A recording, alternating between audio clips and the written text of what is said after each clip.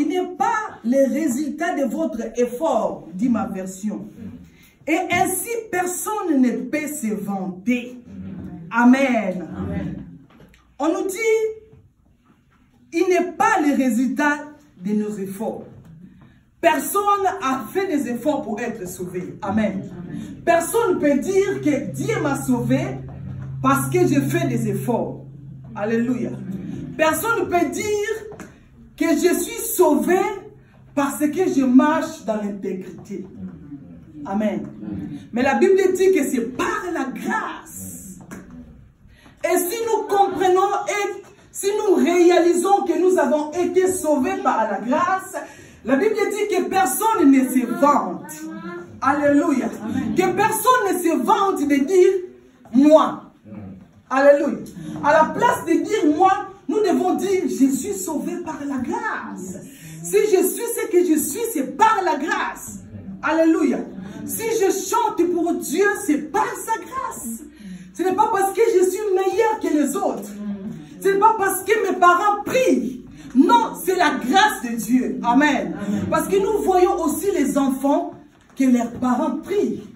Mais à la maison, c'est la catastrophe. Les enfants ne veulent pas prier. Les enfants ne veulent pas servir Dieu. Mais si nos enfants servent le Seigneur, c'est la grâce de Dieu. C'est pourquoi nous ne pouvons pas nous vanter de dire mes enfants. C'est la grâce de Dieu. Alléluia. C'est la grâce de Dieu. C'est pourquoi la Bible dit, nous n'avons fait aucun effort. La Bible a dit ça pour que l'homme ne puisse pas se vanter. Alléluia. Continuons la lecture. Verset 10. Verset 10. Car nous sommes son ouvrage, ayant été créés en Jésus-Christ pour de bonnes œuvres que Dieu a préparées d'avance, afin que nous les pratiquions. Amen. Amen. Nous avons compris pourquoi Dieu nous a créés. Mais ce que j'aimerais nous dire, un point que nous devons souligner, même dans nos Bibles, si nous pouvons aussi écrire que nous avons été sauvés par la grâce. Nous n'avons pas été sauvés par nos efforts, mais c'est par la grâce. Amen. Amen. Le salut, c'est un cadeau. C'est un cadeau qui vient du ciel. C'est Dieu qui nous a fait ce cadeau. La Bible dit, lorsque nous étions encore pécheurs, lorsque nous étions encore dans le péché, lorsque nous étions encore dans la boue, Christ est mort pour nous. Amen. Alléluia. Amen. Ce n'est pas lorsque nous étions dans la sanctification, mais lorsque nous étions dans le péché, Christ est mort. Pour dire que nous avons fait aucun effort. Alléluia. Nous allons voir, nous allons parler des effets de la grâce. Point 1. La grâce de Dieu nous sauve et nous fait connaître Dieu. Amen. C'est la grâce qui nous sauve. Et c'est la même grâce qui nous fait connaître Dieu. Point 2.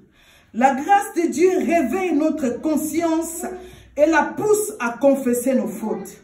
Amen. Si nous arrivons à confesser nos fautes, à confesser nos péchés, c'est cette grâce qui nous pousse. C'est cette grâce qui nous aide à confesser nos péchés. Nous allons voir dans la Bible un homme dont la grâce l'a sauvé. Avant, j'ai dit tout à l'heure que lorsque nous étions encore dans le péché, lorsque nous étions encore dans le monde, Christ est mort. Mais nous allons voir la vie d'un homme. Comment la grâce de Dieu l'a localisé. Quand je méditais son histoire, j'ai dit waouh, Seigneur, tu es grand, tu es bon. Il n'y a que toi qui peut faire de telles choses. Prenons nos Bibles, lisons Actes 9.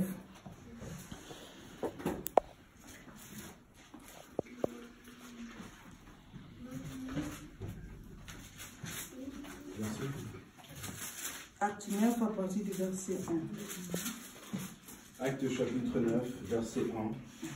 Cependant, Saul, respirons encore la menace et le meurtre contre les disciples du Seigneur, se rendit chez le souverain sacrificateur et lui demanda des lettres pour les synagogues de Damas, afin que, s'il trouvait des partisans de la nouvelle doctrine, hommes ou femmes, il les amena liés à Jérusalem.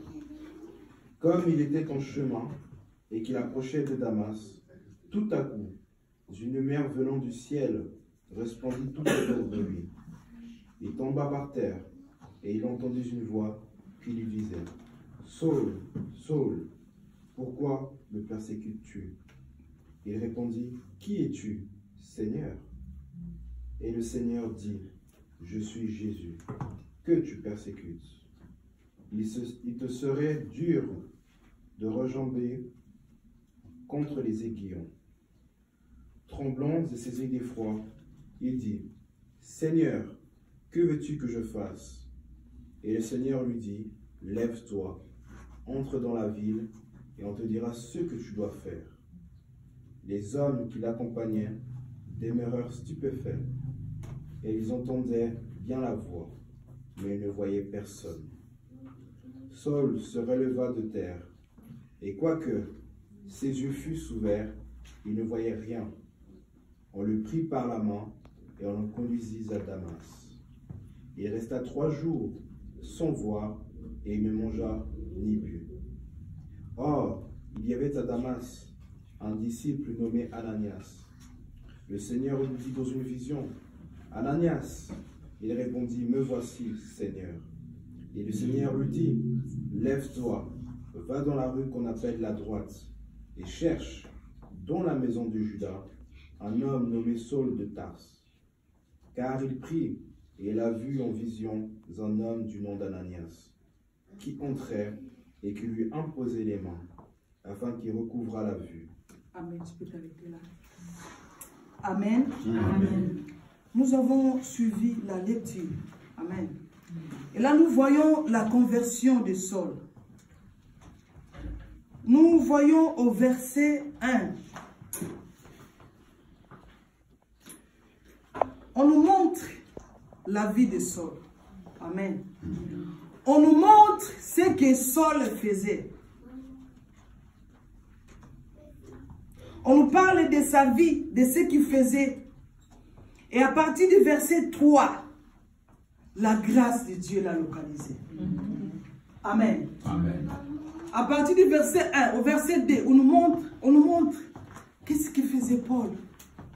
Qu'est-ce que Paul était en train de faire. Paul était en chemin. Paul partait pour persécuter l'église de Dieu, pour tuer les chrétiens. Mais en chemin, en route de Damas, la grâce de Dieu l'a localisé. Alléluia. Amen. La grâce de Dieu l'a localisé. Mais bien aimé, ce qui m'a touché, ce qui m'a interpellé, la façon dont Dieu peut faire les choses. C'est ça qui m'a dépassé même. Comment expliquer un homme qui persécute l'église? Comment expliquer un homme qui tue les chrétiens? Comment expliquer? Paul n'était pas en train de prier. Mais Paul était en train de faire une chose grave. Alléluia. Mais la grâce de Dieu l'a localisé dans ce péché. On peut dire aussi dans l'abomination. Mais la grâce de Dieu l'a localisé. Comment expliquer? J'ai cherché à comprendre. Comment ça se fait? Sauver un homme pareil. Mais j'ai reçu la réponse que quand Dieu décide d'accorder la grâce à une personne, Dieu ne regarde pas l'endroit. Amen. Dieu ne regarde pas ce que cet homme fait. Mais si il décide d'accorder sa grâce, peu importe la place dont cette personne trouve, même dans le péché, quand c'est Dieu qui décide, il fait ce qu'il veut. Amen. Amen. C'est ça que nous avons vu dans la vie de Paul. Paul, Saul. Alléluia. Amen. Et là aussi, nous avons vu comment Dieu a changé sa direction. Alléluia. Amen. Comment la grâce de Dieu a changé la direction que Paul prenait. Paul prenait la direction pour aller persécuter l'église, pour aller tuer les chrétiens. Mais quand la grâce l'a localisé, la grâce a changé son chemin. Alléluia. La grâce a changé sa direction. Et Dieu a dit, tu partais pour tuer maintenant. Tu vas changer la direction. Tu vas changer les chemins. Alléluia. Voilà ce que la grâce fait dans la vie d'une personne. La grâce de Dieu a changé la direction de Saul. Et par la suite, nous avons vu, et là aussi je me suis posé la question, comment Paul a compris que la voix qui lui parlait, c'était Christ? Comment expliquer? Lui qui n'a pas connu Christ, lui qui n'a pas écouté la voix de Christ, mais qu'est-ce qui a fait qu'il puisse comprendre que c'est Christ qui lui parlait? Amen. Alléluia. Amen. Et qu'est-ce qui lui a poussé de dire Seigneur? C'est la grâce de Dieu. Amen. Alléluia. C'est la grâce. La grâce de Dieu peut faire des choses étonnantes. Alléluia. Amen. La grâce de Dieu a changé la direction de Saul. Et au verset 10, à verset 18, frère Jonathan. Chapitre 9, oui. Verset 10 à 18. Or, il y avait à Damas un disciple nommé Ananias. Le Seigneur lui dit dans une vision, Ananias, il répondit, me voici, Seigneur. Et le Seigneur lui dit, lève-toi, va dans la rue qu'on appelle la droite, et cherche, dans la maison de Judas, un homme, Saul de Tarse. Car il prie, et il a vu en vision un homme du nom d'Ananias, qui entrait et qui lui imposait les mains, afin qu'il recouvrât la vue. Ananias répondit, Seigneur, j'ai appris de plusieurs personnes tout le mal que cet homme a fait à tes saints dans Jérusalem. Et il a ici des pouvoirs de la part des principaux sacrificateurs pour lier tous ceux qui invoquent ton nom. Mais le Seigneur lui dit, va, car cet homme est un instrument que j'ai choisi pour porter mon nom devant les nations, devant les rois et devant les fils d'Israël. Et je lui montrerai tout ce qu'il doit souffrir pour mon nom. Verset 17. Ananias sortit, et lorsqu'il fut arrivé dans la maison, il imposa les mains à Saul, en disant, Saul, mon frère, le Seigneur Jésus, qui t'est apparu sur le chemin par lequel tu venais, m'a envoyé pour que tu recouvres la vue et que tu sois rempli du Saint-Esprit. Au même instant, il tomba de ses yeux comme des écailles, et il recouvra la vue. Il se leva et fut baptisé. Amen. Alléluia. Amen. Alléluia. Amen. Et là aussi, nous voyons ce que la grâce de Dieu peut faire dans la vie d'une personne. Au verset 10, au verset 18, Là, nous avons vu comment la grâce de Dieu a changé l'identité de Saul. Amen. Comment la grâce de Dieu a changé l'identité de Saul. Saul, qui était un persécuteur, est devenu un témoin de Christ. Alléluia. Amen. Et ce qui m'a touché, c'est la conversation entre Dieu et Ananias. Ananias, dans sa tête, il voyait Saul le persécuteur. Quand Christ lui a parlé, il a répondu, de quel Saul que tu me parles? Comme si il voulait informer Dieu que tu ne connais pas cette personne. Laisse-moi te dire comment il est. Je vais t'expliquer la vie de Saul. Je vais t'expliquer ce que Saul fait. En oubliant que Dieu était au courant. Alléluia. Dieu était au courant. Dieu connaissait Saul. Amen. Amen. Voyons un peu comment Dieu peut transformer la vie de l'homme. Alléluia. Amen. Comment la grâce de Dieu peut ramasser une personne dans la boue. Comment la grâce de Dieu peut changer d'un coup. C'est vrai qu'en imaginant, on n'arrive pas à comprendre. Comment ça se fait? Comment ça se fait? Mais écoutez, ce que le Seigneur a dit à Ananias. Comme si le Seigneur lui disait, ce n'est pas à toi de me former la vie de Saul. Je sais qui il est. Mais maintenant même, là où je suis en train de te parler, ce n'est plus le Saul que tu connaissais. Maintenant, il est devenu mon disciple. C'est un instrument. Alléluia. Maintenant, c'est un instrument que je vais utiliser pour ma gloire. Alléluia. Saul est devenu un disciple. Saul n'a pas fait des études. Alléluia. Il a fait l'école du Saint-Esprit. Alléluia. C'est Dieu lui-même qui a changé sa vie.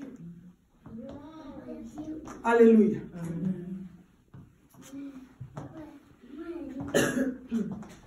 Le Seigneur a dit, c'est un instrument. Mais bien aimé, nous connaissons tous la vie de Paul. Avant, c'était Saul, mais après, il est devenu Paul. Et dans la Bible, si nous lisons, c'est Paul qui a beaucoup écrit. Alléluia. Paul qui n'a pas vécu avec Christ. Alléluia. Paul qui n'était pas disciple de Jésus. Paul est venu après Christ. Mais regardez ce que la grâce de Dieu a accompli dans sa vie. C'est la personne qui a plus écrit. C'est la personne qui a plus témoigné de Christ avec assurance. Comme s'il a vécu avec lui. Alléluia. Il a reçu Jésus par la foi comme nous. Mais il a fait des choses extraordinaires. Voyons comment la grâce de Dieu peut changer la vie d'un homme. Voyons comment la grâce de Dieu peut amener une personne. Je crois que Paul même, lui-même disait, mais qu'est-ce qui s'est passé dans ma vie? Alléluia. Qu'est-ce qui s'est passé? Mais c'est Dieu qui a décidé. Alléluia. Nous allons lire le même chapitre des Actes, mais au verset 19, au verset 22. Que je m'entends. Actes chapitre 9, verset 19 à 22. Et après qu'il eut pris de la nourriture, les forces lui revinrent. Saul resta quelques jours avec les disciples qui étaient à Damas. Et aussitôt, il prêcha dans les synagogues que Jésus est le Fils de Dieu. Tous ceux qui l'entendaient étaient dans l'étonnement. Et ils disaient, n'est-ce pas celui qui persécutait à Jérusalem ceux qui invoquent ce nom? Et n'est-il pas venu ici pour les emmener liés devant les principaux sacrificateurs? Cependant, Saul se fortifiait de plus en plus, et il confondait les Juifs qui habitaient Damas, démontrant que Jésus est le Christ. Alléluia. Est-ce que nous pouvons acclamer Christ?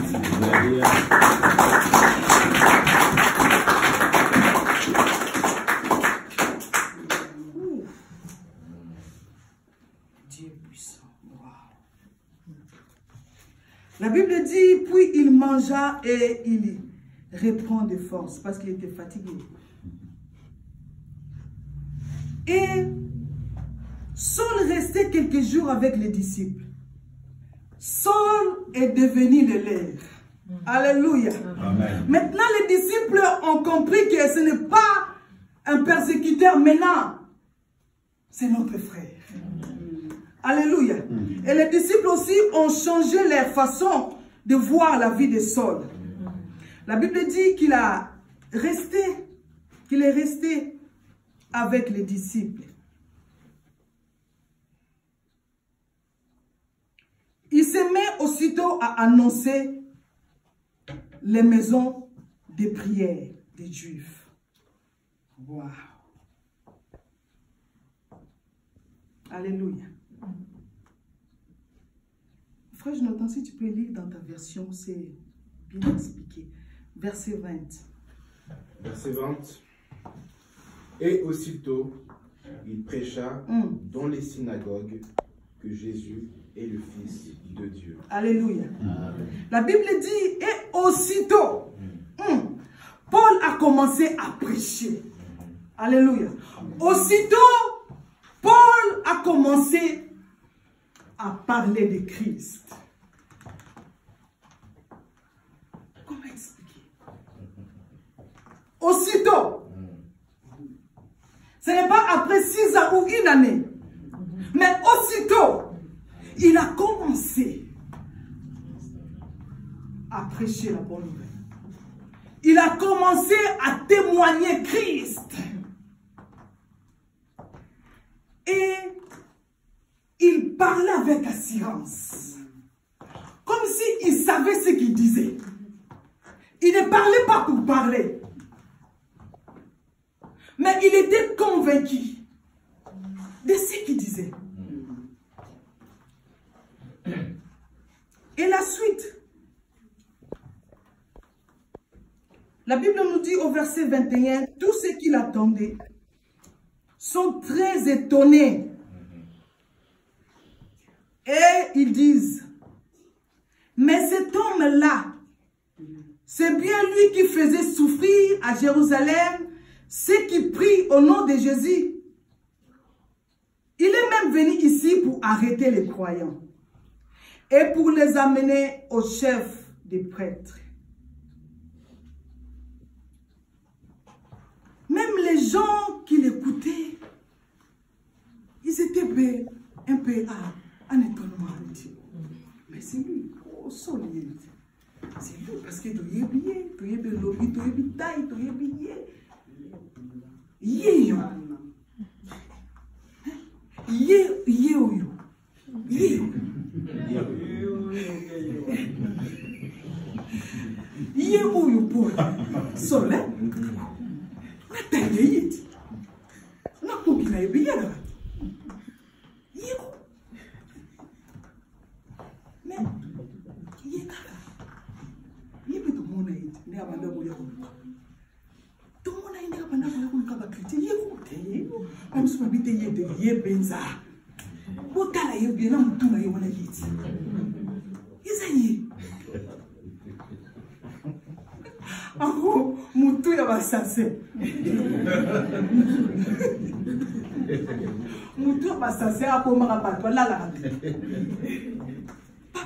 C'est lui. Mais c'est lui.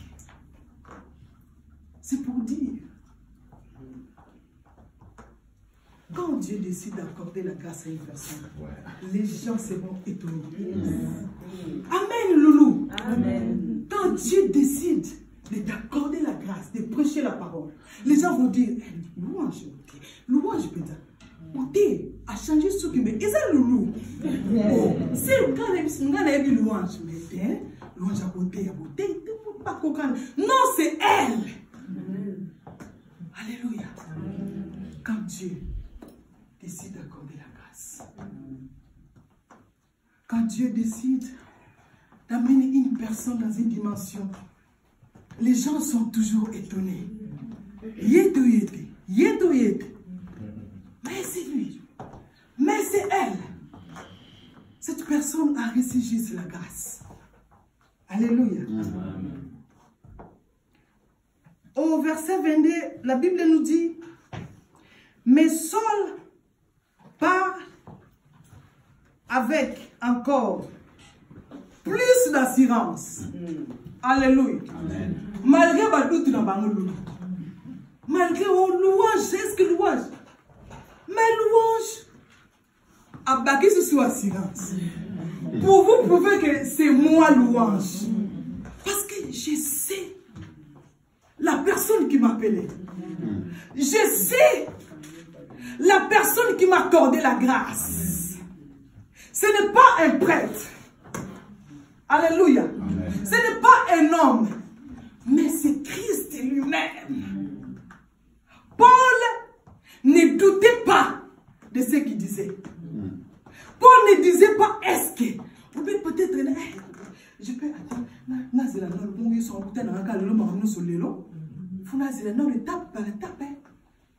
Mais non. Mais non.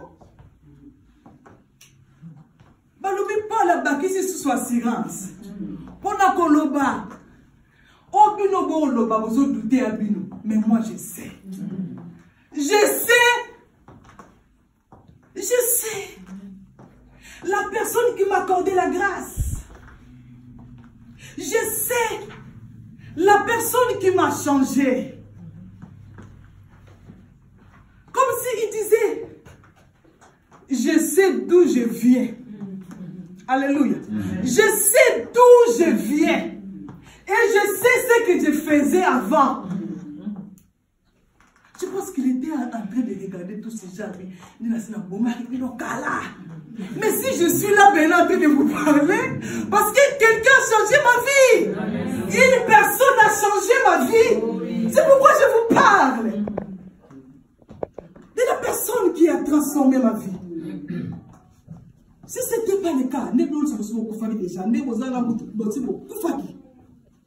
mais si je vous laisse en vie, parce que quelqu'un m'a accordé la grâce. Alléluia. Parce qu'une personne a changé ma vie. Alléluia.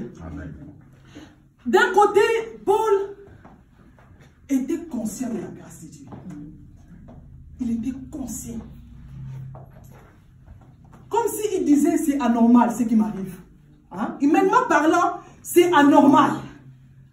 Donc, si ça devient normal, c'est la grâce. Il était conscient que moi, Paul, écoutez ces gens me parler comme ça. Non. C'est impossible. Mais si je laisse ces gens me parler maintenant et les laisser en vie, parce que quelqu'un a changé ma vie, a changé mon cœur. Alléluia. Amen. Paul était conscient de la grâce de Dieu. Nous allons lire 1 Corinthiens, chapitre 15, verset 10.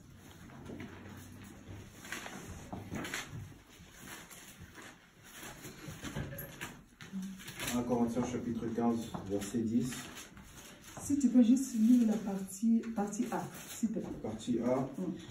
Par la grâce de Dieu, je suis ce que je suis. Et sa grâce envers moi n'a pas été vaine. Amen. Amen. Là même, on voit, Paul a dit, mais par par la grâce de Dieu. Paul a reconnu la grâce de Dieu. Il a dit, par la grâce de Dieu, je suis ce que je suis. C'était juste la reconnaissance de la grâce. Elle a reconnu que c'est par la grâce que je suis ce que je suis aujourd'hui.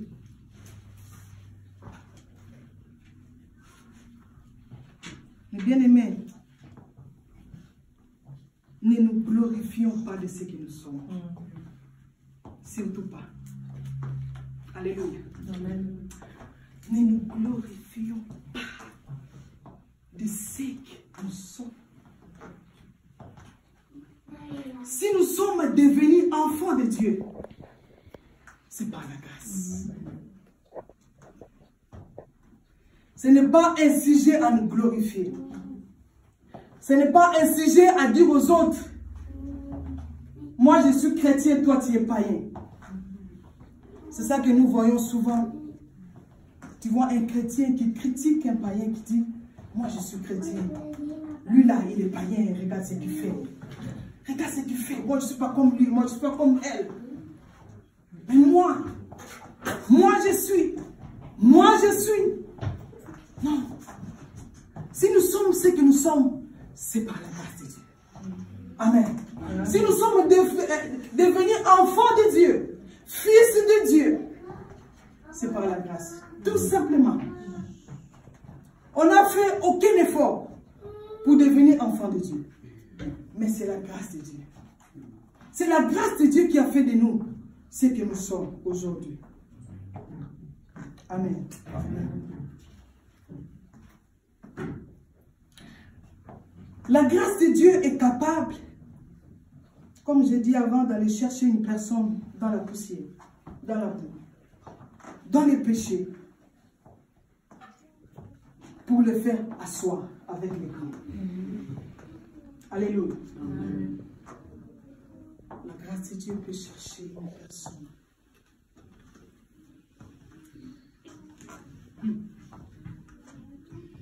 Dans les péchés. Une personne ou peut-être, il y a des gens où tu te promènes, on t'a déjà donné un surnom. Tu ne sais même pas. Tu n'es pas au courant. Ma paix, ça va déjà pour moi. Comment moi, ma paix? Où y éviter?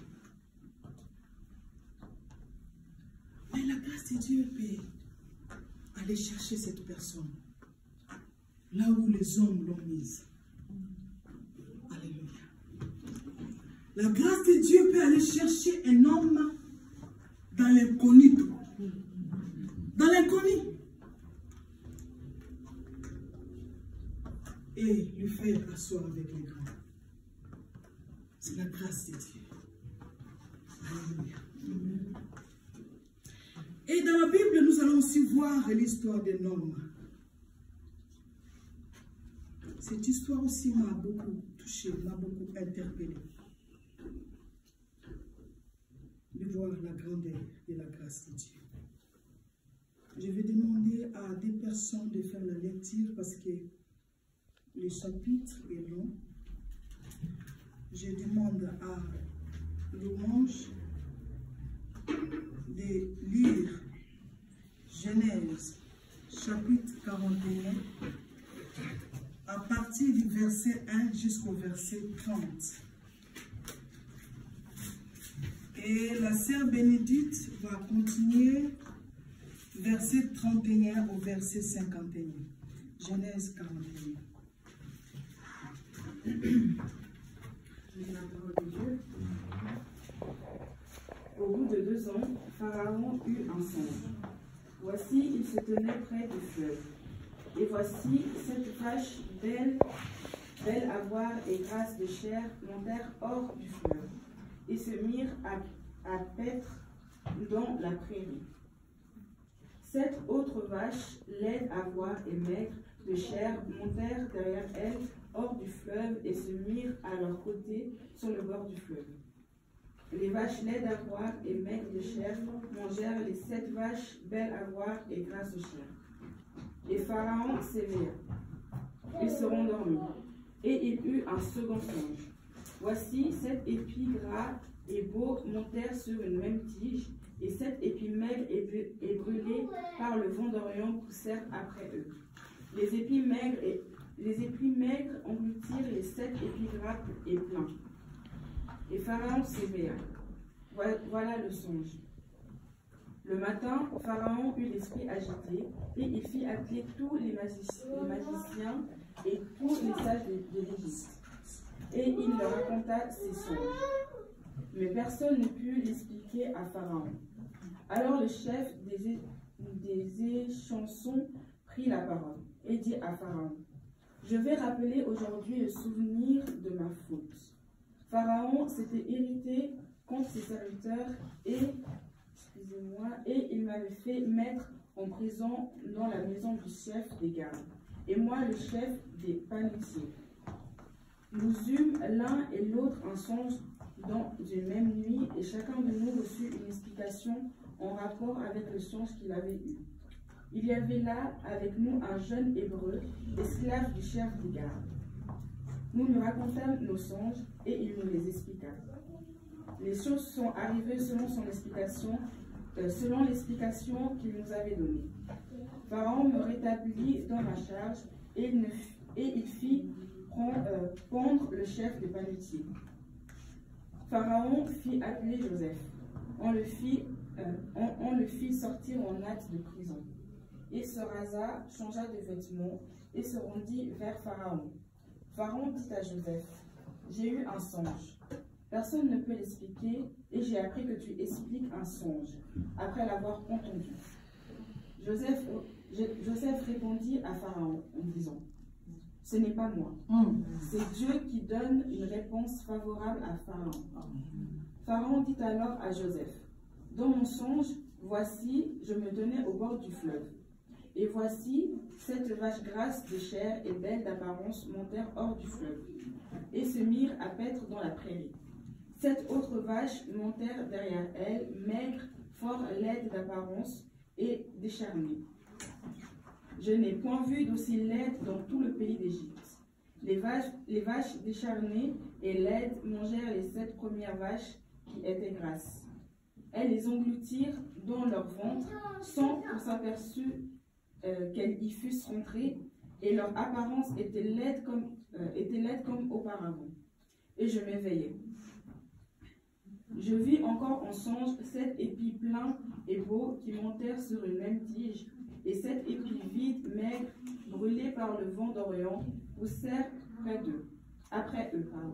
Les épis maigres engloutirent les 7 beaux épis. Je les dis aux magiciens, mais personne ne m'a donné d'explication. Joseph dit à Pharaon, ce qu'a songé Pharaon est une seule chose. Dieu fait connaître à Pharaon ce qu'il va faire. Les 7 vaches belles sont 7 années, et les 7 épis beaux sont 7 années. C'est un seul songe. Les 7 vaches décharnées et laides qui montaient derrière les premières sont les 7 années, et les épis vides brûlés par le vent d'Orient seront 7 années de famine. Ainsi, comme je viens de le dire à Pharaon, Dieu a fait connaître à Pharaon ce qu'il va faire. Voici, il y aura 7 années de grande abondance dans tout le pays d'Égypte. 7 années de famine viendront après elles, et l'on oubliera toute cette abondance au pays d'Égypte, et la famine consumera le pays. Verset 31. Cette famine qui suivra sera si forte qu'on ne s'apercevra plus de l'abondance dans le pays. Si Pharaon a vu le son se répéter une seconde fois, c'est que la chose est arrêtée de la part de Dieu, et que Dieu se hâtera de l'exécuter. Maintenant que Pharaon choisisse un homme intelligent et sage, et qu'il le mette à la tête du pays d'Égypte. Que Pharaon établisse des commissaires sur le pays pour lever un 5e des récoltes de l'Égypte pendant les 7 années d'abondance. Qu'il rassemble tous les produits de ces bonnes années qui vont venir, qu'il fasse, sous l'autorité de Pharaon, des amasses de blé, des approvisionnements dans les villes, et qu'ils en aient la garde. Verset 36. Ces provisions seront en réserve pour le pays, pour les 7 années de famine qui arriveront dans le pays d'Égypte, afin que le pays ne soit pas consumé par la famine. Ces paroles plurent à Pharaon et à tous ses serviteurs.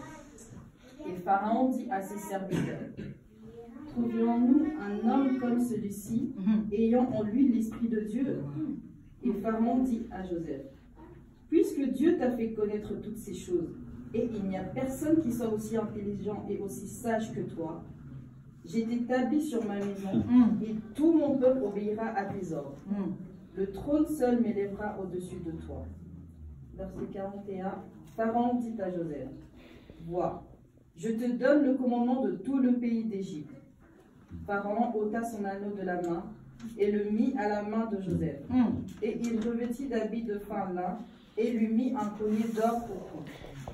Il le fit monter sur le char qui suivait le sien et l'on criait devant lui, à genoux. C'est ainsi que Pharaon lui donna le commandement de tout le pays d'Égypte. Il dit encore à Joseph, je suis Pharaon, et sans toi, personne ne lèvera la main ni le pied dans tout le pays d'Égypte. Pharaon appela Joseph du nom de Tsaphnath-Pénéa et lui donna pour femme Asnath, fille de Potiphéra, prêtre d'On. Et Joseph partit pour visiter le pays d'Égypte. Joseph était âgé de 30 ans lorsqu'il se présenta devant Pharaon, roi d'Égypte, et il quitta Pharaon et parcourut tout le pays d'Égypte. Pendant les 7 années de fertilité, la terre rapporta abondamment. Joseph rassembla tous les produits de 7 années dans le pays d'Égypte. Il fit des approvisionnements dans les villes, mettant dans l'intérieur de chaque ville les productions des champs d'alentour. Joseph amassa du blé, comme le sable de la mer, en quantité si considérable que l'on cessa de compter parce qu'il n'y avait plus de nombre. Avant les années de famine, il naquit à Joseph 2 fils, et que lui enfanta Asnath, fille de Potiphéra, prêtre d'On. Joseph donna au premier-né le nom de Manassé, car, dit-il, Dieu m'a fait oublier toutes mes peines et toute la maison de mon père. Amen. Amen. Amen. Amen. Je sais que la lecture est différente. Mais en lisant ces chapitres, je ne sais pas ce que nous avons compris.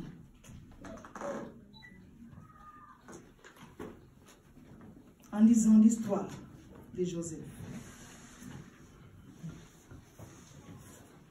Nous connaissons tous l'histoire de Joseph, n'est-ce pas?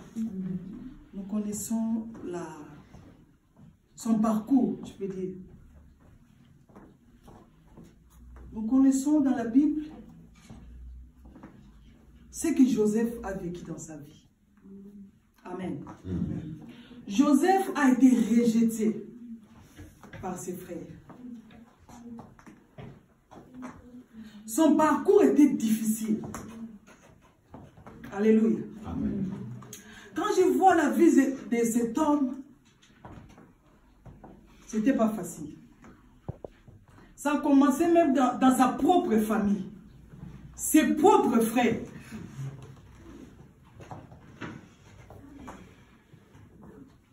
Et en arrivant en Égypte, comme si c'est la malédiction qui les suivait, même avec la femme de Potiphar, nous connaissons l'histoire. Pour ne pas lire, Joseph a vécu des moments très difficiles. Son parcours était très difficile. Et là, nous voyons Joseph en prison. Alléluia. Et nous avons vu les songes que Pharaon avait fait. Et Pharaon avait besoin d'avoir l'explication. Nous avons lu, Pharaon a cherché des sages pour discerner les rêves qu'il a fait. Selon la Bible, il y a une personne qui était capable. Alléluia. Amen. Il y a une personne qui était capable de donner l'explication à Pharaon. Et là aussi nous avons vu les gens de Pharaon ont parlé de Joseph à Pharaon. Alléluia. Ils ont témoigné. Ils ont dit, roi, cet homme nous a donné l'explication des songes qu'on avait fait. Et nous avons vu quand Pharaon a fait appel à Joseph. Vous savez ce qui m'a interpellé. Quand Pharaon a dit à Joseph, on m'a parlé de toi. On m'a dit que c'est toi qui vas me donner l'explication. Quelle était la réponse de Pharaon, de Joseph, pardon? Quelle était sa réponse? C'est sa réponse qui m'a touché. La réponse de Joseph. Quelle était sa réponse? C'est au verset 16.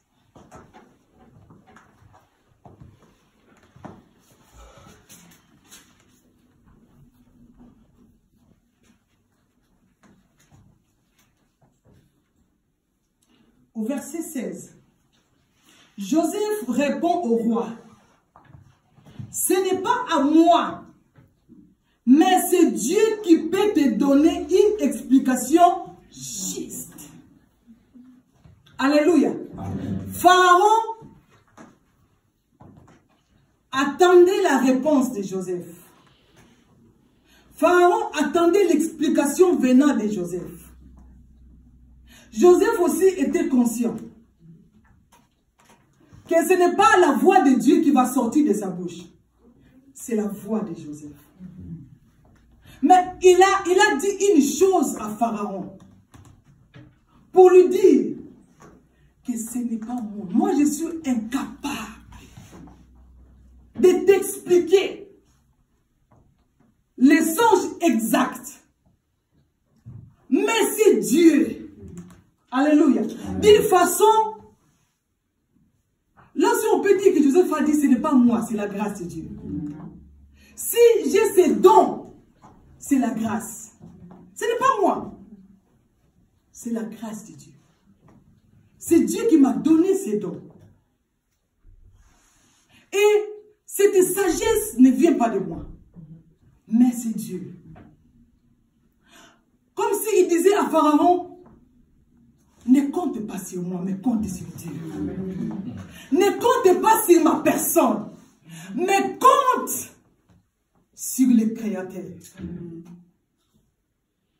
Compte à la personne qui m'a donné ces dons.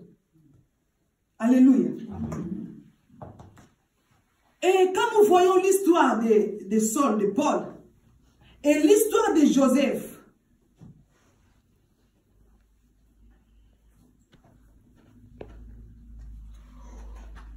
qu'est-ce que nous pouvons tirer là? Dans la vie de ces deux hommes, ce qui m'a interpellé, c'est l'humilité. Alléluia. C'est l'humilité. Quand nous voyons Paul en train de parler, Paul parlait toujours de Christ. Paul élevait toujours Christ. Même quand Paul dit, ce n'est plus moi qui vis, mais c'est Christ. Paul élevait toujours le nom de Jésus dans sa vie. Et là aussi, nous avons vu la réponse de Joseph. Joseph a élevé le nom de Dieu. Alléluia. Joseph n'a pas dit oui. Oh. Les gens qui t'ont dit, oh, moi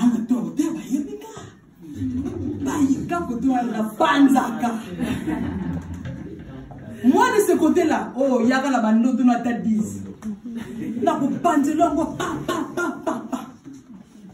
Mais Joseph n'a pas dit ça. Il a dit, c'est Dieu qui peut t'expliquer. C'est Dieu qui peut te donner une explication juste. Alléluia. Moi, ce qui m'a interpellé d'abord, c'est l'humilité. Alléluia. Les deux hommes ont reconnu la grâce. Ils ont reconnu la grâce de Dieu dans leur vie. C'est pourquoi il n'y avait pas les moi dans leur bouche. On n'a pas vu là où Paul a dit moi Paul, moi Saul. On n'a pas aussi vu là où Joseph a dit moi Joseph. Parce qu'il y avait l'humilité. Alléluia. Il y avait l'humilité. L'humilité de dire que sans la grâce, nous sommes rien. Sans la grâce, c'est zéro. Sans la grâce, personne ne peut parler comme nous sommes là. Alléluia. Amen. Sans la grâce, zéro. Il n'y a rien. Alléluia. Chacun de nous connaît là d'où il vient. Sans la grâce, est-ce qu'on pouvait être là? Hein, papa? Sans la grâce, tu pouvais être là. Toi qui filmais. Sans la grâce, est-ce que tu pouvais arrêter de fumer? Soyons clairs. Alléluia. Amen. Sans la grâce, qui peut parler comme nous sommes là, sans la grâce? Tout simplement. Hein, Sylvie, sans la grâce, qui es-tu? Sans la grâce, est-ce que tu peux tenir devant les gens et parler? Qui es-tu? Papa Hippo, sans la grâce, tu es rien, zéro. Sans la grâce de Dieu, tu as zéro. Tu peux être belle, tu peux être beau. Oh, moi je suis né ici, grandi ici, il n'y a pas de souci. Né en Europe, grandi en Europe. Mais sans la grâce, né en Europe, grandi en Europe. Zéro.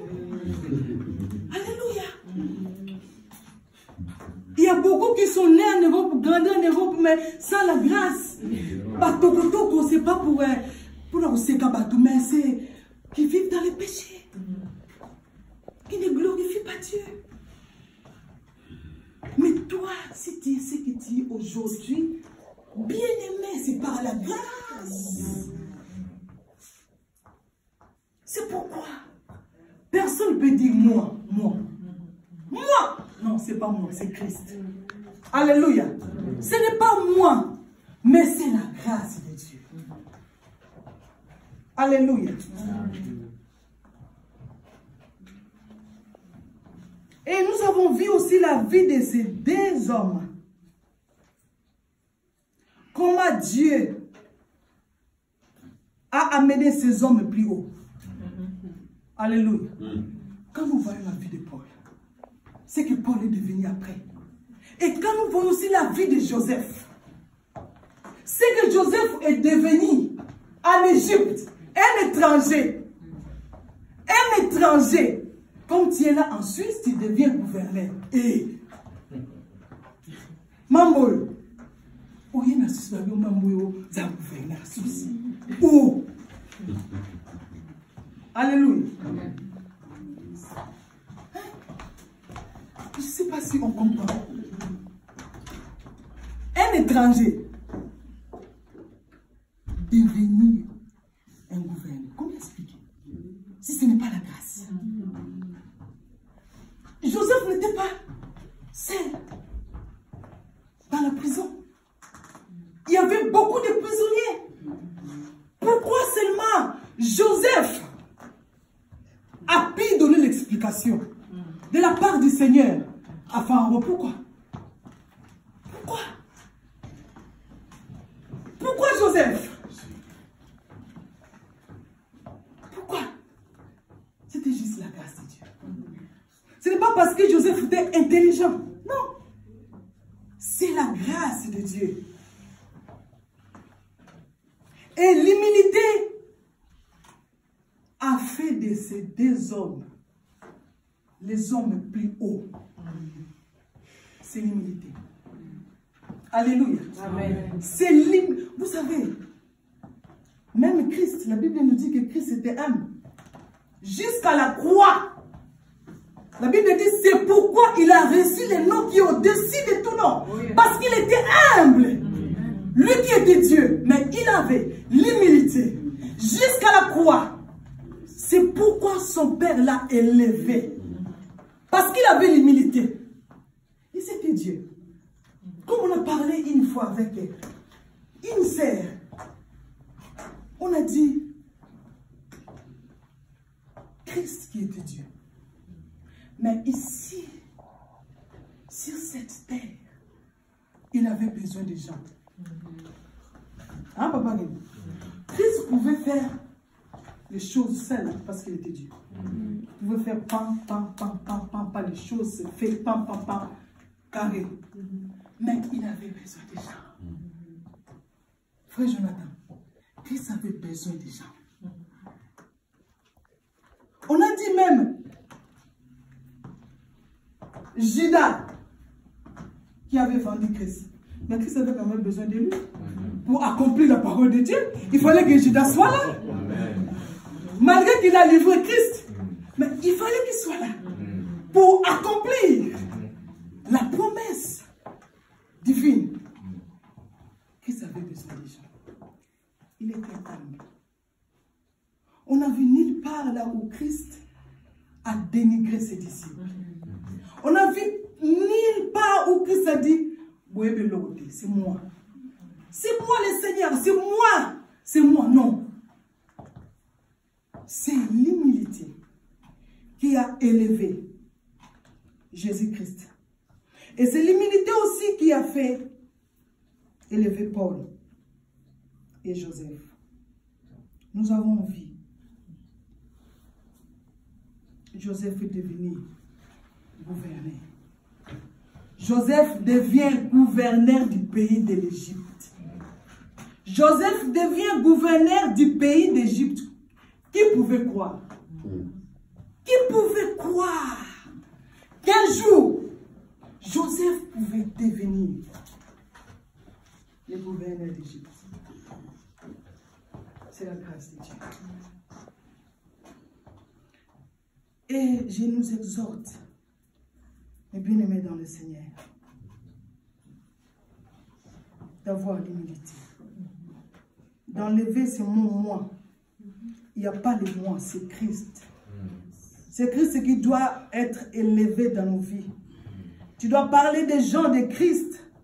Tu dois dire aux gens, si je suis ce que je suis, c'est Christ. C'est Christ qui fait toutes ces choses dans ma vie. Ce n'est pas moi. Moi, je suis rien. Et la Bible nous dit, Dieu résiste aux orgueilleux. Il fait grâce aux hommes. Joseph et Paul ont obtenu la grâce de Dieu. Ils sont allés plus haut à cause de leur humilité. Vous savez, l'humilité peut nous amener loin. Une fois, un pasteur a posé la question, a dit, pourquoi nous les hommes de Dieu, quand nous fondons une église, quand nous avons 500 membres, 100 membres, ou peut-être 1000, pour nous c'est... Donc, on a 1000 membres, on a église. Pourquoi on se limite là? Pourquoi on ne pense pas à fonder les autres églises? Pourquoi on se limite là? Pour nous, on voit comme si ce que Dieu a fait, c'est bon. Là, c'est bon. Mais Dieu veut nous amener plus loin. Ce qui empêche Dieu de nous amener plus loin, c'est l'orgueil. Alléluia. Si déjà un homme de Dieu commence à dire Église Nanga, Dieu ne peut pas te donner plus que ça. Non, Dieu ne peut pas. La Bible dit que Dieu résiste. Il résiste. Il résiste aux orgueilleux. Mais il fait grâce aux humbles. Nous voyons les gens humbles. Comment le Seigneur les utilise. Parce que chez la personne, il n'y a pas de moi. C'est Christ. Nous avons vu tout ce que Paul a fait. Parce que Paul élevait toujours Christ. Il parlait toujours de Christ. Il ne disait pas moi Paul, moi Paul, moi Paul, moi Paul. Comme si moi Paul, je n'étais pas là. Il y a l'église, il y a Romain, ceux qui il fallait qu'il y ait Paul. Non, non, non, non. C'est Christ. Paul a quoi posé la terre. Mais Christ était là. Alléluia. ou pas, c'est Christ qui règne. Paul ou pas, c'est Christ qui devait être élevé dans nos vies. Si nous voulons voir la gloire de Dieu, nous devons élever le nom de celui qui nous a sauvés, le nom de celui qui nous a fait ce que nous sommes aujourd'hui. Nous devons élever son nom. Nous devons dire aux gens, non, ce n'est pas moi. C'est pourquoi nous devons refuser. Quand une personne vient te dire, ah, maman, non, non, non, ce n'est pas moi, c'est Christ. Parce que moi, je suis une personne comme toi. Moi, je peux mourir aujourd'hui. Mais Christ ne meurt jamais. Amen. La Bible dit qu'un homme avec Dieu, c'est une majorité. Tu peux être seul, mais avec Christ, ça suffit. Comme Dieu a dit à Paul, ma grâce te suffit. Tu peux être seul, mais avec Dieu, ça te suffit. Alléluia. Nous avons besoin de la grâce de Dieu. Nous pouvons être seuls, mais si la grâce de Dieu est là, on est dans le bon. Alléluia. Nous devons élever le nom de Jésus. Ce que j'aimerais nous dire aussi ce matin, mes bien-aimés, la grâce est encore disponible. La grâce est pour tout le monde. La grâce, ce n'est pas pour Paul et Joseph. Mais la grâce, c'est pour tout enfant de Dieu. La grâce est encore disponible. La grâce de Dieu est là. Et la Bible dit, rien ne peut résister à la grâce de Dieu. Si Dieu veut t'accorder la grâce, rien ne peut résister. Alléluia. Si Dieu veut t'élever, personne ne peut résister. La grâce de Dieu est là. Alléluia. La grâce de Dieu ajoute des chapitres dans nos vies. Vous savez, sans la grâce, on peut juste être ça. Juste ça. Sans la grâce de Dieu. Mais, quand la grâce de Dieu nous localise, il y a tous ces chapitres qui viennent. Amen. Alléluia. Amen. Parce que la grâce amène tout. Amen. La grâce de Dieu est complète. Sans la grâce, on n'est rien, zéro. Juste un pardon. Mais quand la grâce de Dieu vient dans ta vie, il y a tout ça qui va venir. Amen. Alléluia. Amen. La grâce de Dieu rajoute des chapitres. La grâce de Dieu rajoute des chapitres. Des gens peut-être tombés là. Ils ont dit,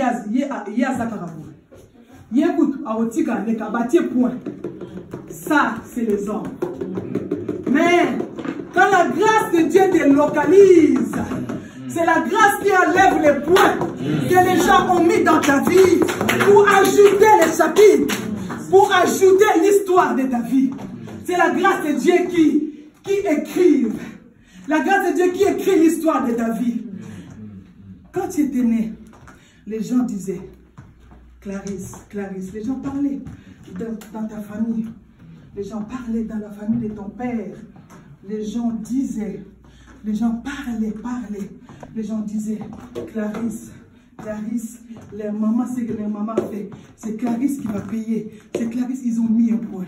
Mais quand la grâce est venue, la grâce a rajouté les chapitres dans la vie de Clarisse. Dans la vie de Clarisse, c'est pourquoi il faut être fier de dire, si je vis, ce n'est plus moi qui vis. Je vis par la grâce de Dieu. Et la grâce peut tout faire dans nos vies. Alléluia. Nous allons nous lever.